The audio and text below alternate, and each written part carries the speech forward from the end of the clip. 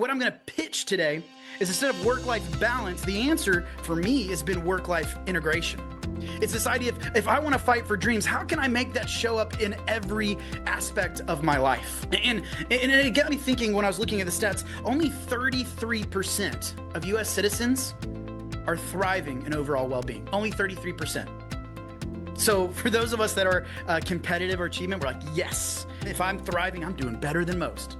But my guess is that if you're like me, credit union people, our studies show, we find value in ourselves when we can help somebody. And when I hear that only 33% of people are thriving, that tells me there's a lot of opportunity to make a significant impact in what we're doing. You're listening to the Credit Union Leadership Podcast, a podcast that delivers value and offers up insight that'll help your credit union grow. ServiceStar has been consulting with credit unions for over 20 years, growing them in the areas of cultural development, leadership development, and management training. To learn more about what ServiceStar can do for you or your credit union, check them out at servicestarconsulting.com. Welcome to the Credit Union Leadership Podcast. I'm Scott Anderle, and man, I'm excited about today's episode. It is our session of winning strategies. Again, winning strategies is a session we do almost every month. It's about somewhere between 8 to 9 months of the year. It's a free hour-long session where we provide value to you. It's just a taste of everything that we have. And I went on the deep end with this one. This is one I led, and it was going to be work-life integration, and it still is. But what I've learned from teaching work-life integration multiple times with our emerging leaders, our level one cohort, what I realized is, there needs to be some pre-work. So when people go into the work-life integration plan, that they can take advantage of it, but also have some sort of sense of accomplishment or metrics to look at before, during, and after. So this session really builds up to this tool that I'm testing out, and you can have a link. There's a link in the show notes for it too. It's called the Wave Check. And what I'd really like you to do if you're not in the car is I'd like you to click that link. And as we're working through this, the last 10 minutes is working through this and I'm answering some questions, is I want you to work through the Wave Check for yourself. And this is great pre-work for you going into the work-life integration plan that we do in emerging leaders. And even if you don't, I find this Wave Check to be, such a great tool for you. Because if you know me, one of the big things I say is there's power in definition. And what we do here is we're taking the abstract about your life, the abstract about what is work-life integration to you, because it looks different to everybody. And by the end of this episode, you're going to leave with a clearer idea of what does work-life integration look like for you. So guys, click that link, follow along, get ready. I'm really excited about this episode, and I know that it's going to provide a lot of thinking and impact in your life. Welcome. We're excited to have many of you here. I think there's a lot of names I've seen, but we had over 150 people that were registered for today, not only from credit unions, but different vendors and league partners from across our entire movement. Some of you are clients, some of you aren't, and some of you were just invited by a friend or a coworker. And really, wherever you're coming from, we're glad you're here, genuinely. And if you're not familiar, ServiceStar, we offer free workshops like this throughout the year. Usually there's around 8 that we do each year. And that's really because we feel that we want to bring part of this community together. It's not only our investment in the movement, but it's our investment in you. So these different sessions are typically set up to be practical, timely, right in your face, kind of some things that you can take away right away. And they're meant to connect us, because I love the power of collaboration amongst cooperatives. And so our hope today is that you're going to bring at least one thing home with you that's useful. Maybe it's a new way to think about leadership, or just a different question that you can ask yourself. Maybe just a simple reminder. But at the end of the day, that's why today's topic really matters. We know that leaders from all across the country here are carrying a lot of weight, right?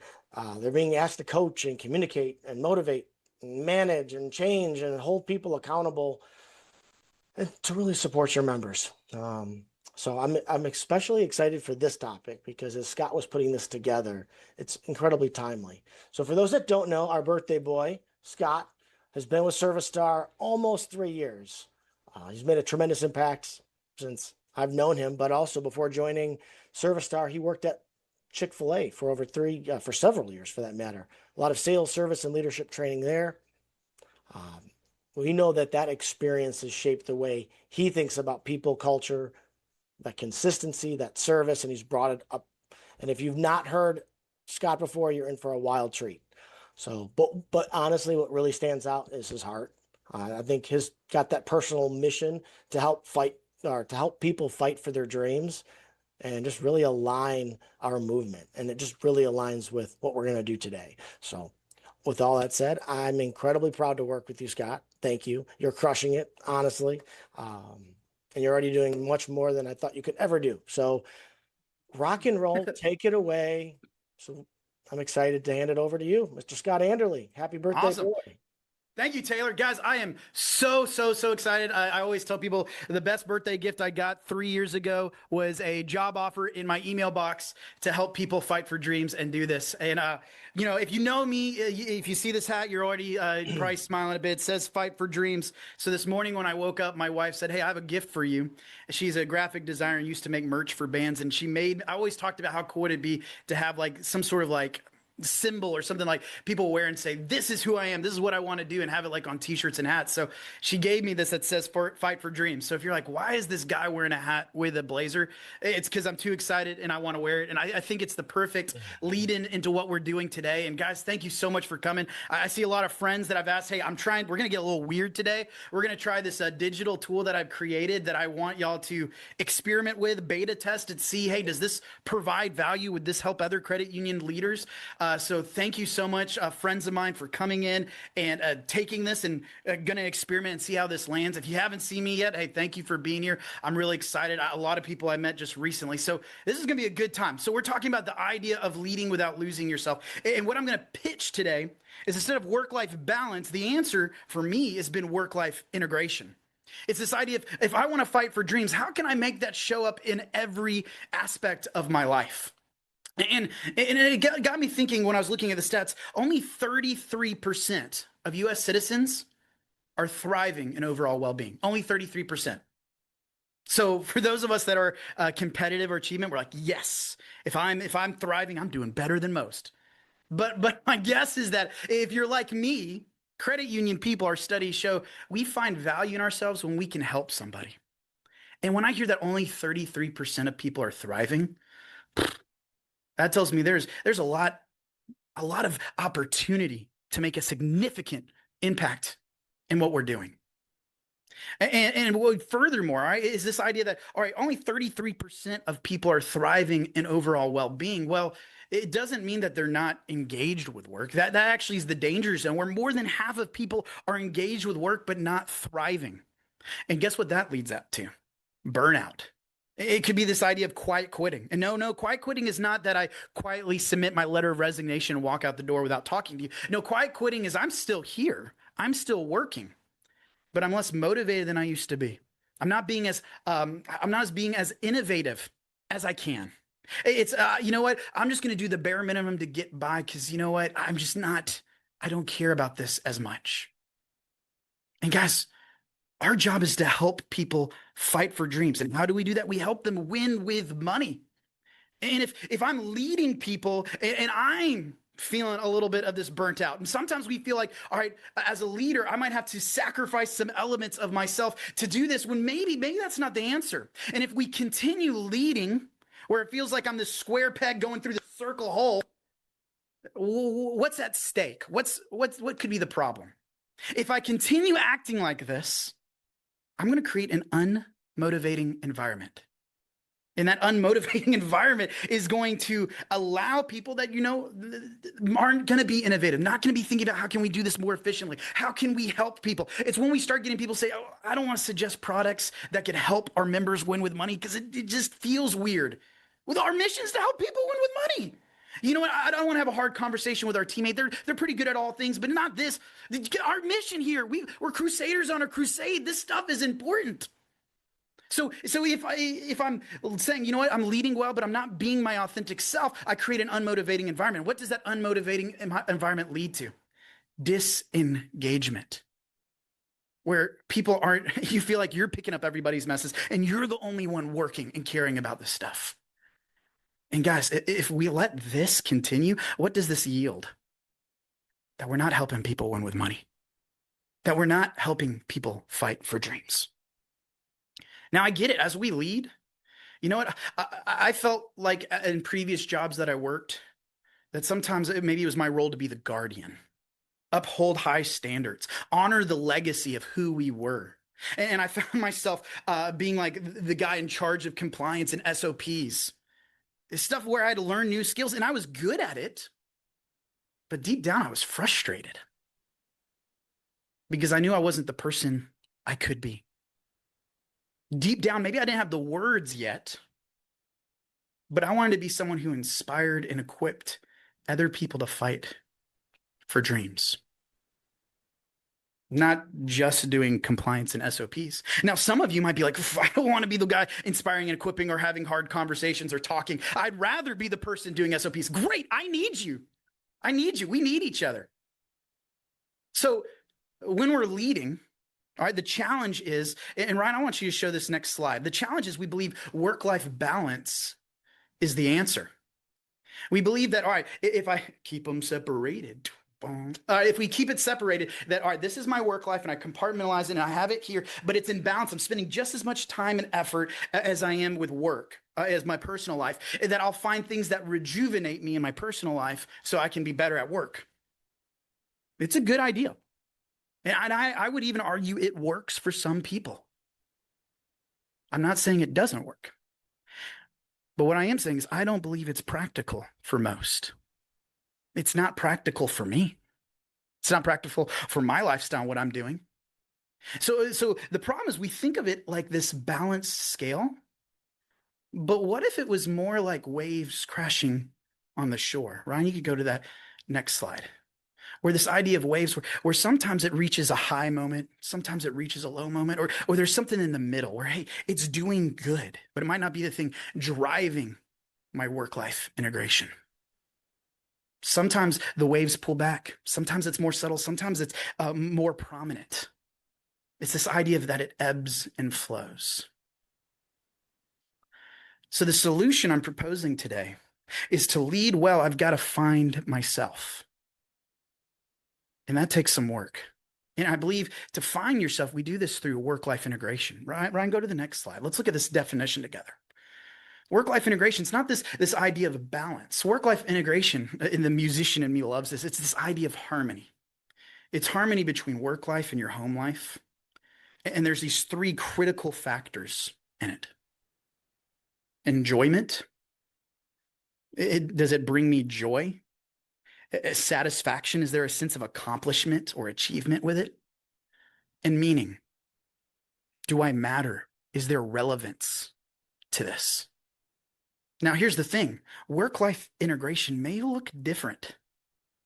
I think it's going to look different for a lot of us. Actually, you know what? Let me do this. Ryan, tell me if you can hear this real quick. I'm going to put it like this. Y'all hear that? So this idea of work-life integration, using music and this idea of harmony, sometimes what we think is, you know what, my work life needs to be a separate element where I could put my personal life, it's that, and I just got to keep them separated. And I sound crazy. I sound like I'm doing polka. When really, what happens if I play it together? It has a much better sound, but you know what, maybe something changes in my work life. But I want that note to still work together with all aspects of my life, where it sounds beautiful. That's work-life integration. What I don't want is I don't want my work life and my personal life to play a chord like this. That's nasty. So the idea is, what is your chord? What is your chord? It's going to look different for all of us. So dissonance, all right, is the opposite of harmony. Harmony is everything's working in alignment together. It's creating a beautiful song. And this beautiful song is this harmony between enjoyment, accomplishment, and meaning between your home and work life. Now, there might be dissonance when aspects of my life are not aligned, when it doesn't work. So let's look at what dissonance could look like. So Ryan, I'm gonna screen share real quick. All right, so don't freak out, Ryan. I'm gonna do it myself, and we're gonna look at some examples of what dissonance could be. All right. So one thing could be maybe everything is working as it should. in your life. Everything's working together. Things are working on time, on schedule. But there's just this one element in your life. You hear this? It's all sounding pretty good right now. And you get excited. You're like, all right, everything's coming together. It's working on schedule. We're doing the things. But there might be one element in your life that's the emotional center of your song. Do you remember 21st night, September? I'm going to make you listen. Changing the minds, pretend I- It's this idea that, you know what, maybe I'm getting this idea of satisfaction. I'm enjoying parts of life. Maybe there's this idea of achievement, but you know what? There's not purpose. There's not purpose in my life. And it's the emotional center of the song. And when that's not right, no matter how good everything else is, your song sounds off. How many of us might feel like that, where a lot of things are working in life, but there's just one thing, and I might not be able to name it, but one thing feels off, where I feel like an out-of-tune Earth, Wind, and Fire. Maybe it's, you know what, all aspects of my life are working perfectly. They're working great, but they're not working in unison together. They're all working in silos, in opposite timing. Get ready, it gets worse. It gets worse. She was looking kind of dumb with her finger. Where, you know what, my work life is doing well, my personal life's doing well, I'm finding meaning and satisfaction in other things, but they're not all lining up together. Oh, no. Scott, please don't let me listen to all 58 seconds. Buckle up. Don't worry, we're not going to listen to all 58 seconds. Or maybe it's not that you're out of the emotional center. Maybe it's not that you're out of time. Maybe it's that you're out of tone. Out of the tone, where everyone's playing this certain style of song, and you might be like a metal drummer playing for a kid's K-pop band.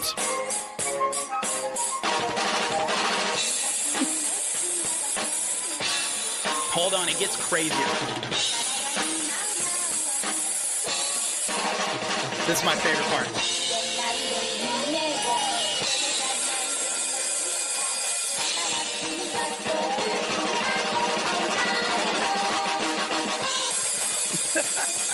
Whereas, hey, you're qualified, you're doing really good, but you're really out of place in this band.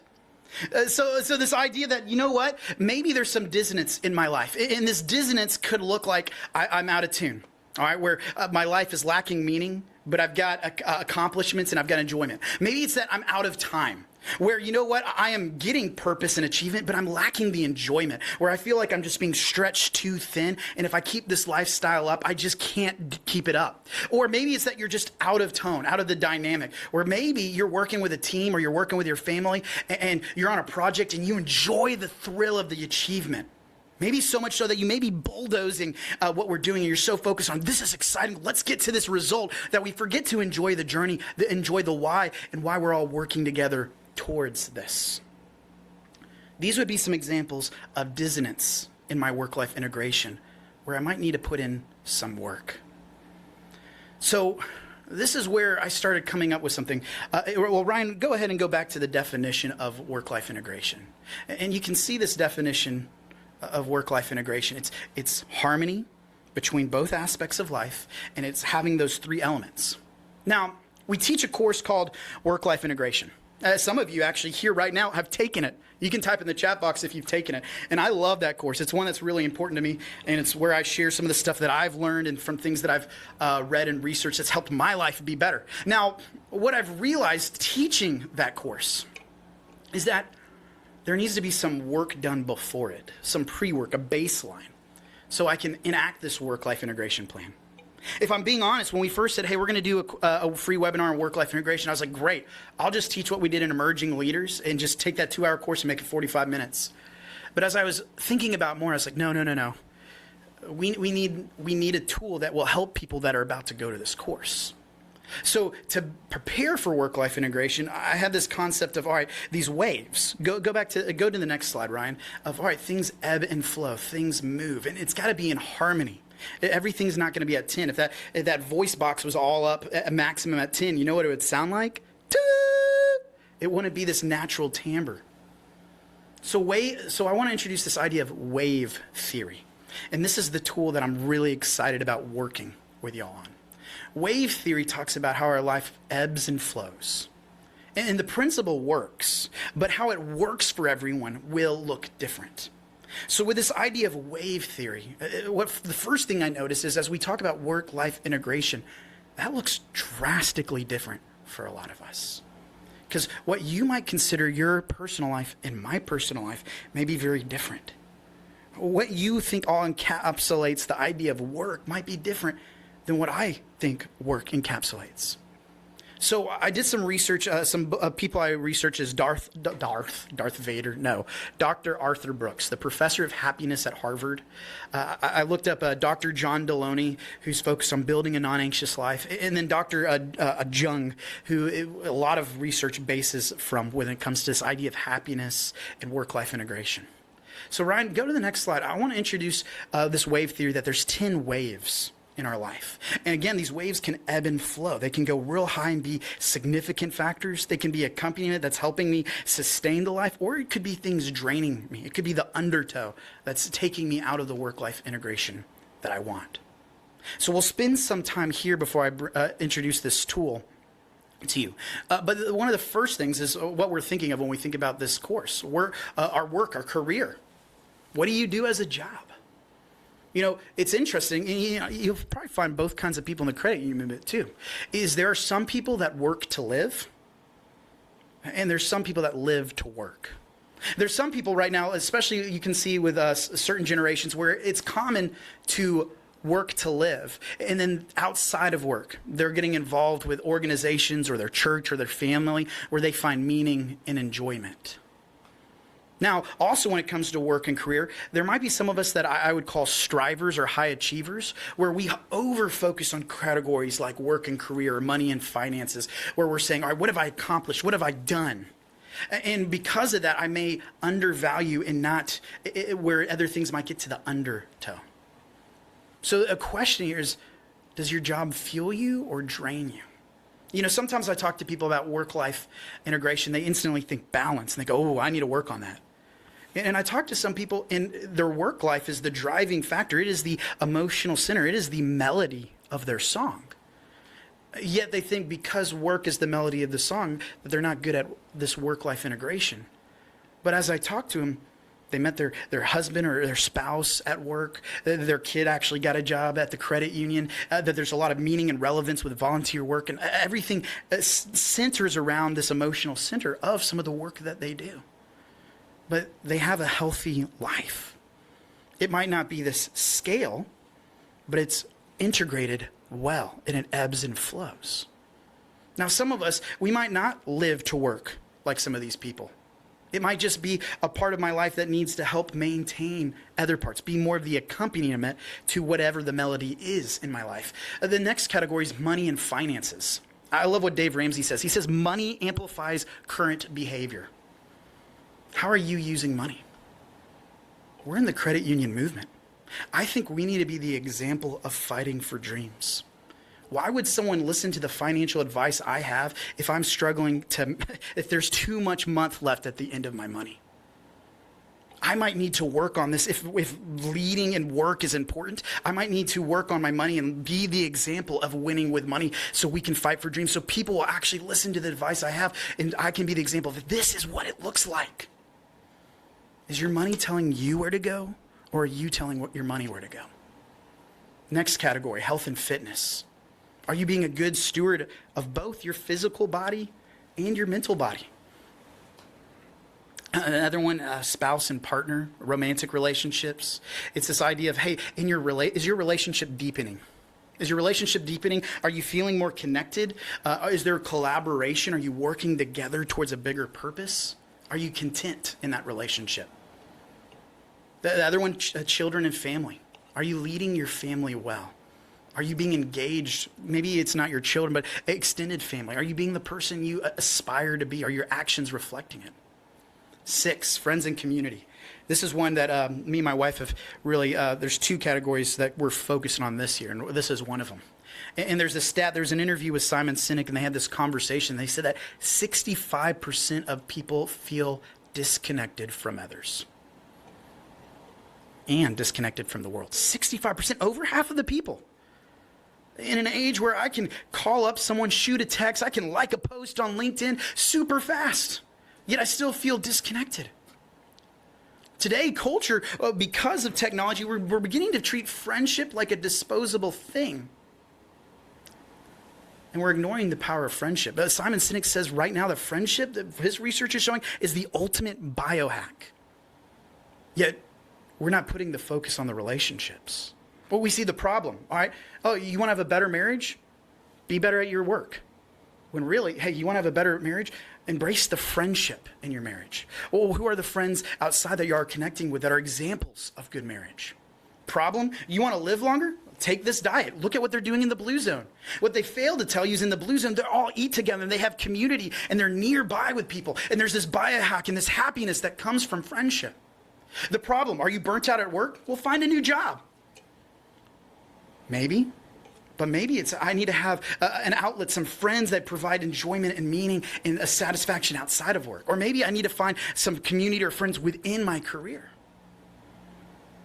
So for us, we're actually thinking some big stuff of like, should we be moving on the other side of the city to be closer to some of our friends? Because right now we live about an hour away of most of our friends. And that's an area of our wave that's lower that we say, I think this wave needs to be significantly higher in our life at this phase. 7, faith, spirituality, mindset. I'm a huge Christian, and this is a big one for me. But for some people, you might not be religious. But listen to this. I was listening to an interview with Lewis Howes, and he was interviewing a behavioral scientist expert who was doing some research on happiness and satisfaction and faith. And he's not religious. And what they found is the science shows whether you believe in God or not, if you pray daily, it improves your life. It improves your happiness. It improves your accomplishment. So this behavioral scientist said, I don't even know who I'm praying to, but I make time to sit down and meditate and do a prayer for my family, do a prayer for my work, do a prayer for my physical and mental well-being, and it's helping me be happier. I don't even know who I'm praying to, but science shows that it works, so I'm starting to do it, and I'm seeing the results. The next one, growth and learning. In a time where we can get instant information, in a time where actually not even instant information, the computer can do the work for us. We need to learn to fall in love with the process. Because if we don't, we risk being sedentary. We risk being stagnant.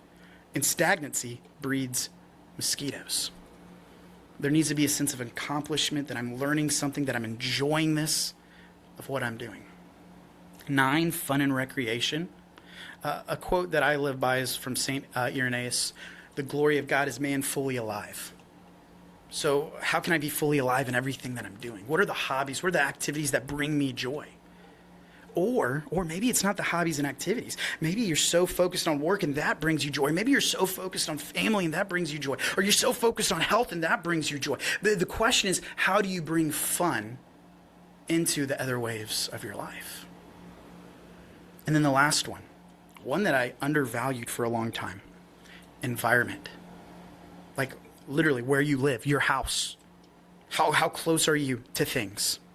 James Clear in the book Atomic Habits talks about the idea of the power of having spaces set aside for certain activities. Like here's my workspace, here's my reading space, this is where we eat together, and it helps activate different parts of your brain to get focused. So what does your space promote? At the beginning of the year when my wife and I were doing this, two of the 3 things we said we wanted to focus on was environment and also friends and community. And if I'm going to be honest, I looked at my house and I was embarrassed.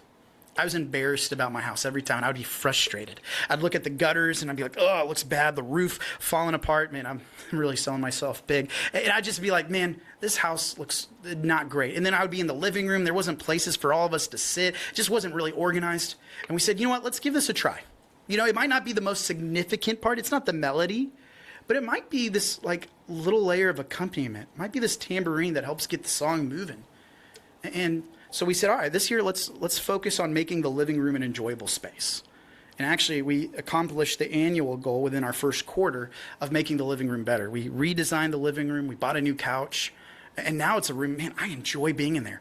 We actually have room to like sit down as a whole family and with other family or friends come over because we put in the work and the money and the time to do it. And then also for us, the outside, we love being outside, but the back of our house is a part of Airbnb, so we can't be in the backyard when they're there. So we said, all right, let's make nothing too crazy, but like just a place with some chairs and a fire pit outside in the front yard. And we do that, and we get to hang out outside. And I sit down, and man, I constantly always find myself saying, man, I love this couch. Man, I love being outside and not having to be worried if the Airbnb guests can hear us. Subtle changes, all right? It wasn't the most significant wave in my life, but it's helping me find enjoyment in areas that I didn't think. Which actually leads me to the next point is we operate best, we're in our most productive state when we're happy. It produces this growth mindset where we can get more done. So Ryan, I think the next slide shows this. It's Professor Arthur Brooks. And he talks about just like your physical body needs the three macronutrients, which is carbs, which is, what are the other two? Carbs, protein, and you probably know if you're a health buff. I'm not a health buff. But he said, just like we need those three nutrients in our body, protein, carbs, and fat, there we go. Our mental health needs enjoyment, satisfaction, and meaning. Happiness is not a feeling. So let's unpack these a little bit. Ryan, I think the next slide has three, that right there. Enjoyment, the pleasure of life's experiences. It's the ability to find joy without turning it into this competition, without turning it into this achievement I must earn to find value. It's just, you know what, I'm doing it and I'm doing it because it's fun.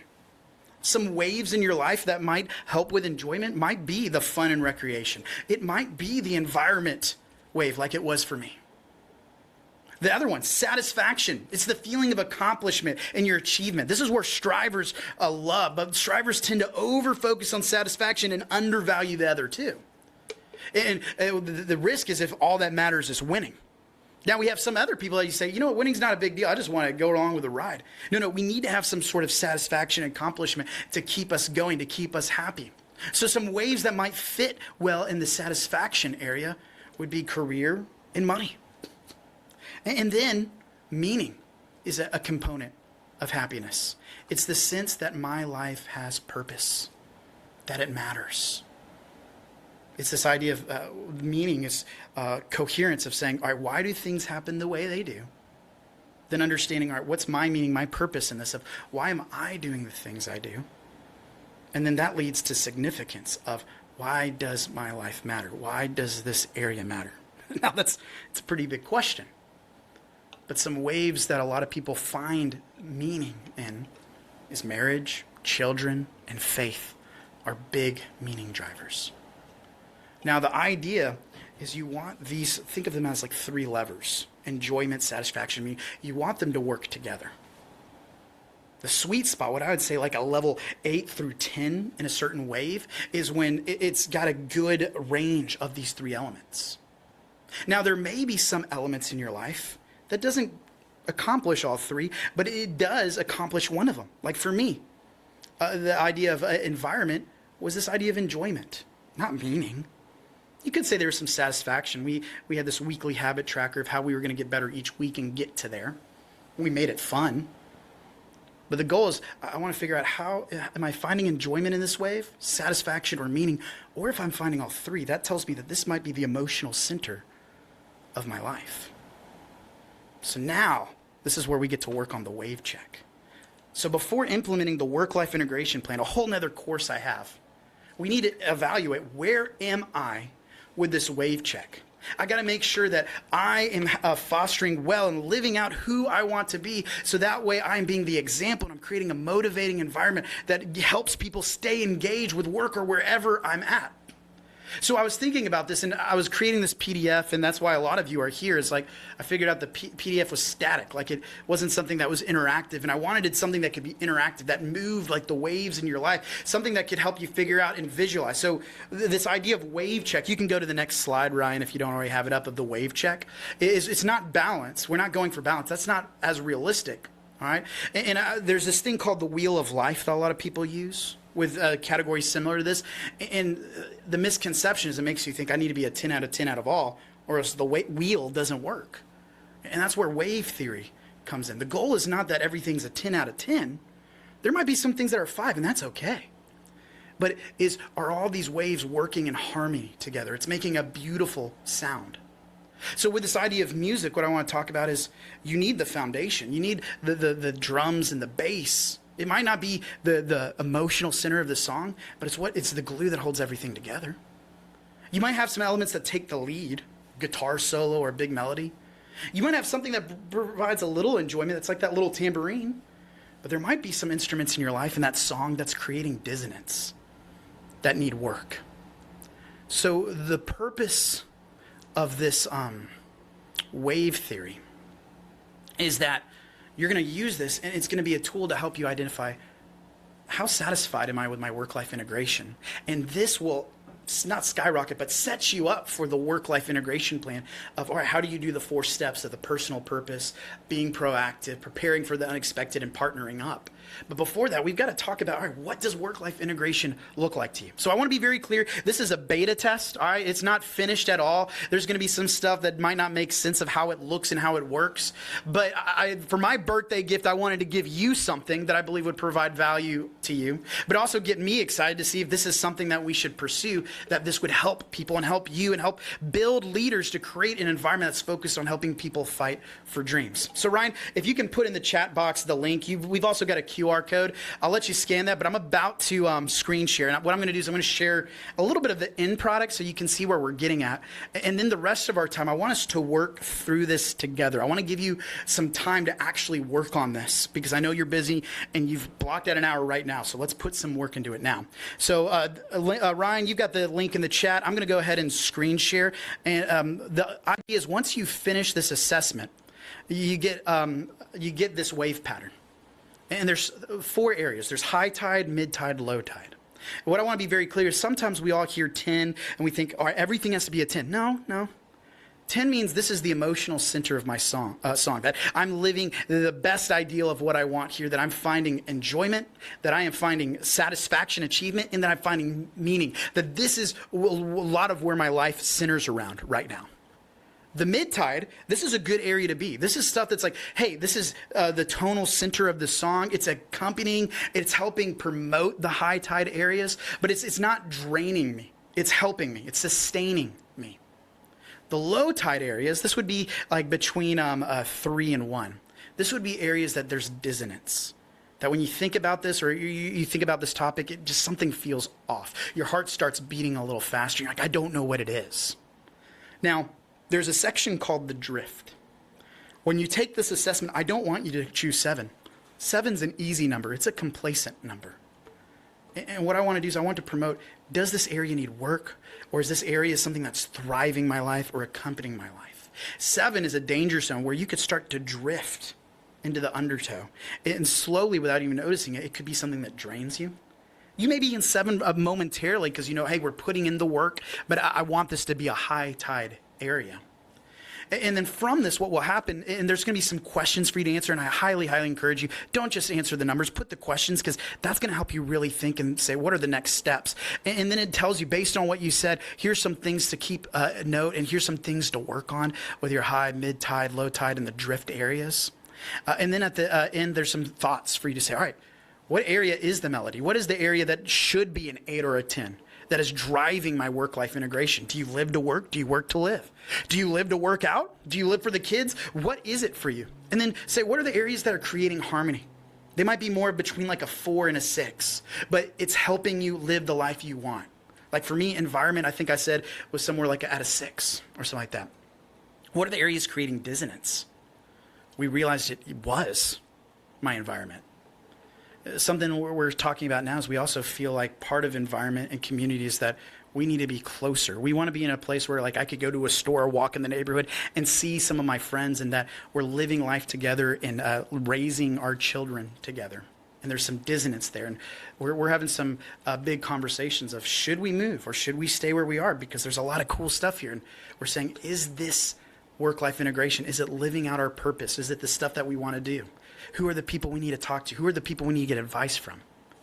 So these are questions for you to fill out, and these will be on your part, whatever you call it, this PDF when you fill it out. And then the last part has got some extra resources. And what I'll say is this wave check is just the beginning. What I learned is I needed an assessment. I needed something at the beginning for people to work on. Because yes, the work-life integration course is great, but having something like this, and then you constantly point back to this, this helps you find some satisfaction. It helps you enjoy the process. It helps you get better. So what I want to do is I'm going to, the link's up here, and I want to give us some time. I'm going to play some relaxing music right now, and I'm going to put this up, and we're going to work through this together. So about 10 minutes, I'll show you kind of how it works on here. And then at the end, I'll share some stuff at the last few minutes. All right, so take some time. I know you're busy. This is time you already have carved out. Let's work on this, create this, all right? And see, all right, what thoughts does this give you? How do I need to be better at work? How do I need to be better at home? Or maybe my personal life is actually one of these other 8 categories I didn't even think of before. What I'd encourage you to do before you answer these numbers is actually scroll down. There's questions here. And these questions, they're very intentional. The questions are helping you to think, is this providing enjoyment where I'm finding joy in the process? Am I getting a sense of achievement or satisfaction? Or is there some meaning and relevance of how is this important to me? So I'd highly, highly encourage you. I think the value will be from these questions and working on this. And then based on that, I think one question I need to put on here is what does a 10 out of 10 look like to you in this category? But again, I'm still working on this. This is just a very, very basic version. So yeah, go ahead and get started. I'll work through this as well so you can see this. Hey, Scott, there was a question. If you wanted to adjust, if you do not currently have a spouse, what would be the correct answer? That's a great question. What are you doing to be ready? If that's something you want, maybe you don't. And if that's something you don't want, maybe you're at a 10 out of 10. But if it's something you strive for, a question I would ask that I've had asked to me was, how are you preparing yourself to be the person that you want to be in a relationship with? That's a really, really good question. All right, Anderle, we got another question. Yeah. How do you answer when your children are grown and out of the house on category 5? Ooh, that's a good one. How do you answer whether your children are grown?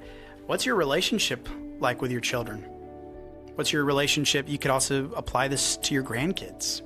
Now, I understand the relationship shifts. I was talking to some people at my church in a group where they talked about, all right, what they're struggling with their children is they are used to parenting kids where it's, hey, let's have a lecture. Let's talk about this. Or more as when you move into the grandparent stage where the kids are out of the house, is you're a sounding board for them to come to and talk to and be there. And you'll provide wisdom and you'll equip them to live the best life, but that relationship changes. So the question is, what would a 10 out of 10 look like? But are you satisfied? Are you content? Are you doing what you can? And there's elements outside of your control with that. But what's that relationship with your kids look like right now? What's something that you could do to help that? And then also, I think this is a good point. We talk about this in work-life integration, is that there's some elements outside of our control. And those areas outside of our control, there might be some things where we have to have a hard conversation and accept and move on and say, what is in my control? But also part of the hard conversation might be there's something in your control that we could do something about that we don't want to. So I would just say is, are you talking to your kids as often as you want? What's that relationship look like? What's the 10 out of 10 look like? And where are you with that? And ideally, you'd want to be somewhere between a 4 and a 10. You don't want it to be something that drains you, that exhausts you when you have to talk to your kids. I hope that provided some value. All right, Anderle, we got another one. Go for it. Question on the growth learning. You've been putting in the work, showing the results, and still don't seem to be moving where you want to be. Work-wise, personally, growth has been great, but still feeling a lack of growth in office. Advice, suggestions, how would you honestly rate that? Can you read that last part for me? You said feeling a lack of growth where? You've been putting in the work, showing the results, and still don't seem to be moving where you want to be work-wise. Personally, growth has been great, but still feeling a lack of growth in the office. Okay. What I would say is what you're describing is actually fits into the first category, work. This idea of growth is not talking about career growth. It is talking about growth in the sense of knowledge. So let me give you 2 examples of what growth looks like in the growth and learning category, and then we'll address the question about work. When it comes to growth and learning, this would be something like reading. All right. A lot of millionaires or executive leaders, they say just constantly read. That help. Like, even if you don't know what you're reading about, just read something, and that builds up knowledge and helps you show up in all aspects of work. So I said, man, I want to read more. And it used to be I would do 2 books a month. It was read 1, listen to 1 audiobook. Well, I guess I could say I've surpassed that goal since I've had kids, because I'm reading a ton of children's books, but it's not helping with my growth and learning. So what I've had to adjust the behaviors to help me live a satisfying life there, where it's maybe I'm not finishing 2 books, maybe I'm not even finishing a chapter, but after I put the kids to bed and my wife's getting ready, my goal is, all right, instead of pulling up my phone, I need to get in the habit of pulling my book and reading that, even if it's just 1 page. That I feel like I'm growing, that I'm aspiring to something, that I'm getting better. The other one is AI. How can I learn about AI, not to get the work done for me, but to be a tool or employee to help me get my sphere of influence more? And how can that show up in other aspects? So to be honest with you, I built this website using ChatGPT. Like, I created all the questions and the mindset, but I don't know the coding. But I was able to use ChatGPT and create this like in a few hours. And I'm excited to keep working on it. So growth and learning, I'm glad you asked that, because I don't want it to be confused with growth like in a career. It's growth of how are you just being a better person? How can you say, man, I've learned this new skill. Maybe it's you want to learn how to garden, all right? And it's, hey, this is something I want to learn that provides enjoyment to me, that there's a sense of satisfaction when I look out at my yard, all right? Now let's go to what you talked about with career. So Ryan, if I heard you right, it's, hey, I'm trying everything I can, but there's just not opportunity to move up. Or it just doesn't feel like that. Am I getting the sense of that question right, Ryan? From it just said feeling a lack of growth, not if there wasn't opportunity to, just... All right. So I'll interpret it 2 ways. One is literally moving up in your career. Second is development opportunity. I might not be moving up, but just the opportunity that, oh, someone is pouring into me. And actually, I'm working on something right now of this, like, self-mentorship thing, because sometimes, you know what, the real truth of it is most people aren't actively saying, ooh, how can I develop somebody right now? How can I go mentor somebody? Let me be on the lookout, because we're all trying to survive. Only 33% are thriving. So then the question is, no one's coming to save you. I've got to figure out how to develop myself. All right, how could you team up with Service Star and come to some leadership development opportunities, even if that's not something a part of your work? Maybe there's scholarship opportunities. Maybe there's ways you can learn outside of that. Maybe there's groups and meetups. Now, when it comes to if you're looking for career advancement, we talk about this in work-life integration, where we have these 4 quadrants of accept what's in your control and if it's helping or hurting your work-life integration. And there's a lot of thought, a lot of questions there. And actually, if you want to share your email address, and Ryan, you could write it down, I would love to email you and talk to you more about that one-on-one as well. So if that's something you're interested in, I geek out about that stuff. All right. So I think y'all have got the idea. We're running short on time. So what I'm going to do is I'm going to bring it back up to these PowerPoint, Orion, and I'm going to stop this music so we don't fall asleep. But I want to bring it right here. All right. We've talked about the work-life integration course. I've said that how this is just the beginning.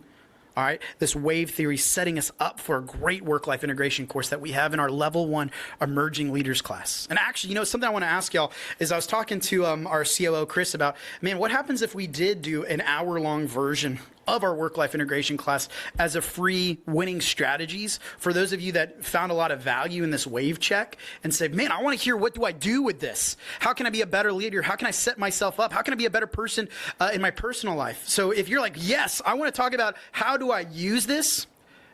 Type in please, please, please, or something like that. So we've got some data of if this is something that would be of value to you for our next one of our next sessions on winning strategies. It's something that we haven't really considered doing. So let us know about that. And I'm looking at how can we set this course up to be the best. This is the pre-work, and I've even got some ideas of post-work to help keep this going. So if this is something that excites you, that you're, I think just asking those questions and looking at that, my hope is that you're inspired and you go, wow.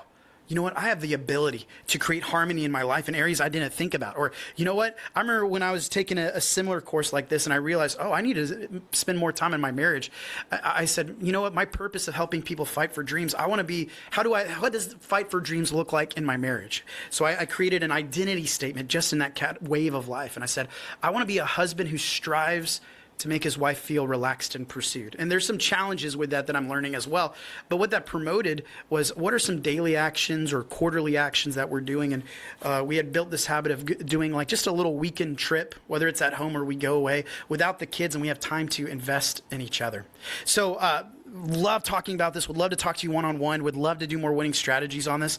But you know what? Some of you might be saying, how do we keep this going?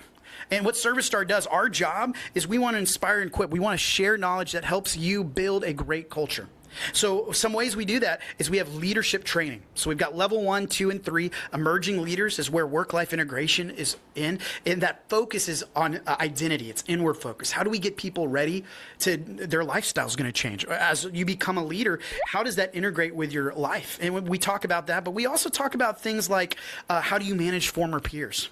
How do you lead change and be an extension of your executive leaders when it might be a change you don't fully understand? Level 2 leadership, I just finished talking to executives that sent people there right before this. And level 2 leadership is outward focused. It's saying, what are tools and skills you can use to create a high-performing team? And then target leadership, level 3 is saying, hey, we want to plan for the future, the succession plan. Who are our future VPs and C-suite leaders? And that's a course to go there to be prepared for that. Now, we also have something to bring the whole culture together, or a contributor. For me, Credit Union PhD, that was the course that changed my life. I attended it when I said, I want to help people fight for dreams, and I feel like I'm not doing that at its fullest capacity where I was at Chick-fil-A. And when I heard about the Umbrella Man, I was like, shut up, take my money. And they're like, no, we'll pay you to work here. That course is life-changing, and I speak to it very, very highly. I think everyone should go to that, especially before you do service excellence and becoming a sales champion, because it really fuels the why. So these are things that, man, I would love to be a part and help you with. And if this is something you're interested in, you're like, man, I would like to talk about how can we bring this to my credit union, type it in the chat box. I think Gerald's here. Gerald and I would love to meet with you. Gerald, you could even post a link to the discovery call. It's also, the discovery call link will be in the wave assessment at the end. We'd love to hear more about how could we partner up and bring this. Some of you, you're a part of emerging leaders or young professional groups, and I would love to bring this message to your YP group as well. Would love to be a part of that. Now, the other thing I want to say is, hey, we've got another winning strategies in the book. It starts in August. It's not about work-life integration, but what it is about is this idea of service is, man, it's foundational. But sometimes we think of service not as foundational, but that it's the bells and whistles, that it's our competitive edge. And yes, but as service is, the definition of it is changing through the decades. We need to be prepared of what is this? Sometimes what we think is I'm giving extra effort, I'm exceeding expectations, is really just meeting expectations. And I'll provide some research of what has service looked like in the past few decades and where it's moving towards. And spoiler alert, it's something I'm calling the transformational industry. It's, hey, when you come to us, we will change you. Not just we will provide a service for you. So if you take this, there's a feedback slide right here. If you scan this, we want to know, did this provide value? I really want to know if this wave check assessment actually lands and helps. Or if you're like, this is kind of stupid, it didn't really do anything, then I don't want to waste my time on it. But tell us about the wave check. Tell us about how all this stuff went. And when you finish it, it's going to let you be one of the first people to register for the next winning strategies. So I'll keep this up here. But guys, thank you all so much for being a part. Hey guys, thank you for celebrating my birthday with me and testing this. I know a lot of you came in to see, like, marketing wise, how does this technology work? Some of you, my learning development friends, are looking at this and saying, all right, how does this work? Or what are some ideas to make this better? So thank you so much for being a part. Some of you are relationships I've just met, and I want to bring this to your credit union and to your group. And dude, please, I would love to be a part of that. So guys, thank y'all so much. You're free to go once you have this scanned. I'd love to talk to you one-on-one. That doesn't cost money, so don't freak out about that. But I'd love to talk to you about that. So guys, thank y'all so much for coming. I'll see y'all later. So there you have it. The wave check theory that I'm developing and working on. And I believe that this tool is going to skyrocket the impact of work-life integration, one of our modules in our Emerging Leaders Level 1 leadership program. Now, the question for you is, now that you know this, what are you going to do to help with your work-life integration? What does harmony look like in your life? It's unrealistic to think everything will be at a 10. The questions at the end of that wave check form is, what area of your life right now is the emotional center, is the lead vocal of your song? What areas are important in their helping maintain, they're helping, and there might be in or outside of your control with your work-life integration? You can think of this as the rhythm section, the accompaniment that really helps the melody shine. And then there's some areas of life that you might say, ooh, this area is dragging me down. It's life-sucking to me now. And then the question is, all right, how do I get that to be in the mid-level or high tide? Now, with that, what I'll say is, man, if this is something you're excited about, want to talk more about, man, please reach out to Service Star Consulting. I love talking to people about this because, like I say, I believe that when we are fully alive, that is when we give our best of ourselves to those around us and work. And that's why I created this. Is I want to help people fight for dreams. I want to inspire, we say this is important, and equip. Let's do this. So in the show notes, there's a ton of links. Again, there's the link to the Wave Check beta that we're working on, but there's also links to, like I said, I did a bunch of research over the past few years on this, and this is me creating what is a tool that will equip people based on everything I learned. So you'll find some recent podcast episodes that talk about the idea of happiness, that talk about that idea of the behavioral scientist who's saying prayer helps with the happiness, even if you don't believe in God, that finding things like the John Deloney's 6 daily life decisions, Ken Coleman's proximity principle, Dr. Arthur Brooks, I always want to call him Darth Vader, Darth Brooks, his happiness files and the 3 components of happiness. All that stuff you can find in the show notes as well. I hope that this aids you on your journey. And I also hope you don't keep this to yourself. For me, this is a tool that I use with my wife once a year and helps us get on the same page. It helps us find that sense of accomplishment, but also that we're both having meaning. We're striving for the same purpose. And this gives us a sense of enjoyment in the things that we do. So guys, I hope this helps your work-life integration. This is the Credit Union Leadership Podcast, where we encourage aspiring and current leaders. See ya. If you're interested in submitting a question to the Credit Union Leadership Podcast, we want to hear from you. Go in our show notes. We have a link over there. And in that link, it's going to take you to 2 options. You can submit a question written out through email, or you can submit an audio recording through SpeakPipe. We make it super easy. Go to the link in the show notes, click audio recording. Once you click audio recording, it's going to take you straight to a website where you just press the record button. You've got 90 seconds to submit a question or submit you catching somebody do it right. And then you just type in your name and email address, and that's it. It comes straight to us, and we'll take it from there. So you don't need to download anything. You don't need to get any new software. You just go to this website, press record, and click submit, and we're good to go. So go to the link in the show notes. Click if you want to submit a question written out or through audio, and we'll take it from there. Thank you, guys. We'll see you next time. Hey, we are on YouTube. We've got video podcasts. So click the link in the show notes. Watch our YouTube video. We're working on how to get videos on Spotify and iTunes, Apple Music, things like that. But what we've learned is that people are 80% more likely to remember something if there's a visual associated with it. So watch our video podcast, comment, let us know how we can be better. Let us be part of your journey. Thank you so much. Hey, leaders, you have a rock star employee that you're wanting to develop for leadership, or may not even develop for leadership. I talk to so many leaders that have great talent, and they want them to know, I want to develop you. I want to help you be better. I want to help you make a bigger impact at work. But sometimes what I talk about with a lot of these leaders is they're having trouble creating a roadmap, a plan to develop them where they feel like they're giving them adequate knowledge and practical know-how, where they're developing this rock star teammate. Well, we have a program called Emerging Leaders, meant for you to use with rockstar teammates you want to develop. And also, this is great for people that are considering or moving right into leadership for their first time. What this course does is it turns them into confident, competent, and high-performing leaders who'll be able to develop their own personal leadership style.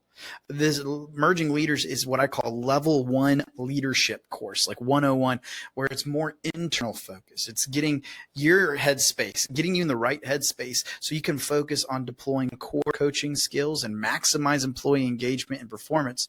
But we've got to work on leading ourselves.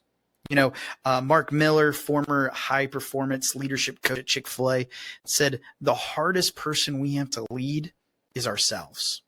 And I've got to be the example of the ideal team player before I start coaching ideal team players. So Emerging Leaders, this is a live online training where you get to network with other new managers from across the credit union movement. And you get unlimited access to the Service Star trainers and experts to help you implement, help you put this stuff into action. This is great for new leaders. It's great for current leaders. It's also great for rock star employees where you can learn how to thrive in this environment. And guess what, leaders? For those of you that are just saying, I can't really come up with a roadmap or I don't have time, we give you a leadership action plan. This is an actual document with some videos, with questions, with discussions, and actual practical things so you can put what they've learned into action. So you can be aware of what they're learning, not just saying, God, I hope it's stuff that I believe. No, you can read through it on this 1-page assignment and then follow up with them and put this into action. So it's not just here in the head. That's what I'm pointing to if you're listening. It's also here in my hands. I could put it into action. So if this is something you're interested in, go to servicestarconsulting.com and look up Emerging Leaders. Go ahead and register your teammate or yourself down.